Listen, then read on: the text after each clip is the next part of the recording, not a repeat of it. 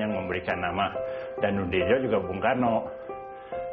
Terus nama saya juga diganti dari Case jadi Woro, ditambah Woro jadi Case Woro. Nah itu sejarahnya. Jadi itu peninggalan dari Bung Karno ke kami. Danudirja itu artinya banteng yang kuat. Setiabudi itu artinya jiwa kuat yang setia. Istrinya pun Nelly diberi nama yang indah.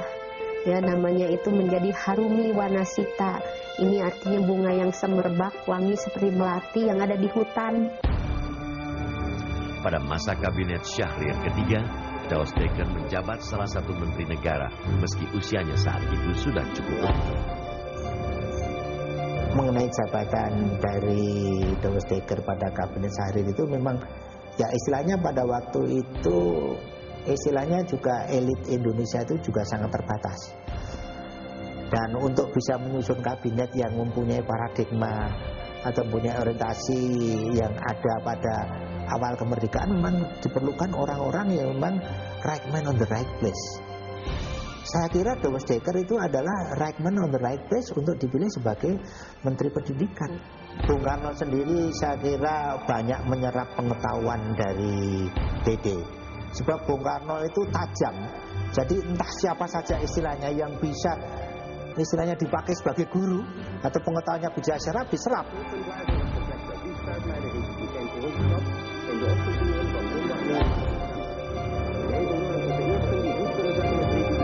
Setelah agresi militer, ya, kita tahu bahwa pimpinan negeri ini ditangkap, ya, Soekarno-Hatta, termasuk juga ini Daus Dekker sebagai menteri, dia dimasukkan di penjara Wirogunan di Jogja.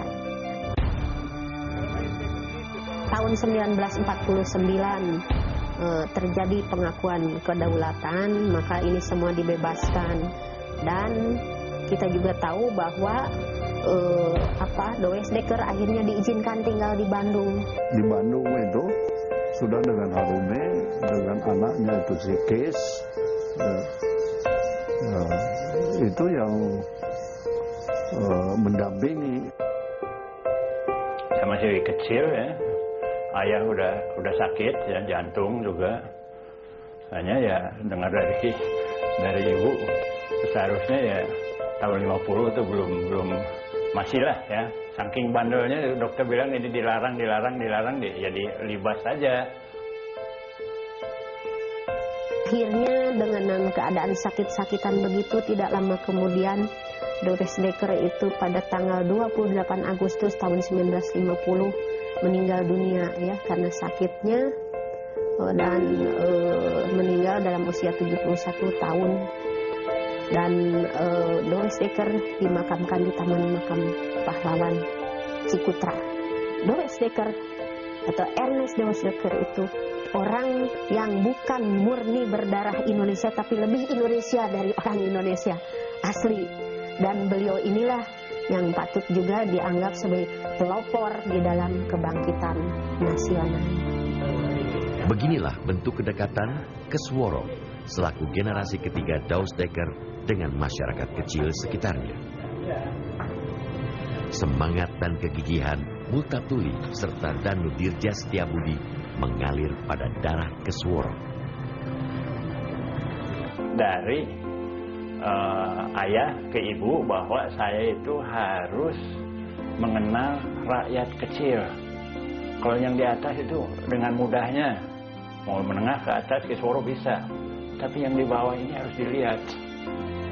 Nah, dari bimbingan dari ibu ya akhirnya sekarang seumur ini saya hampir 63 ya, 64.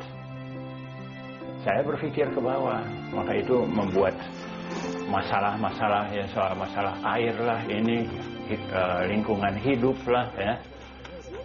Kenapa nggak dari dulu begitu, baru sekarang aja ya memikirkan rakyat-rakyat kecil ini yang udah hidup aja udah sulit ya.